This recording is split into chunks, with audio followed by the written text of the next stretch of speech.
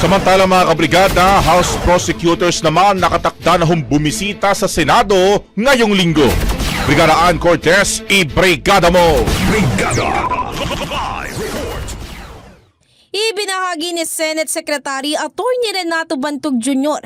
na sinabihan na niya ang mga kongresistang tatayong prosecutor sa impeachment trial na maaari na silang bumisita sa Senado ngayong araw bagamat wala pang ang naitatakda na room assignment para sa mga ito.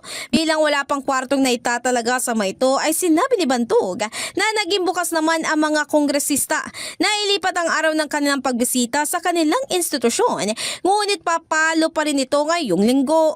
Maalala, humiling kamakailan ng prosecution team ng Kamara ng office space kung saan umano sila po pwedeng makapaghanda para sa gagawing impeachment trial laban kay Vice President Sara Duterte.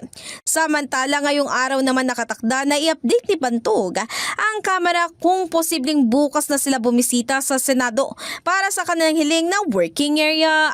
In the heart of changing lives, ito si Brigada Ann Cortez ng 105.1 Brigada News FM Manila, The Music News Authority. Ang bahaging ito ay hatid sa atin ng Drive Max Coffee. Ligayang tuloy-tuloy.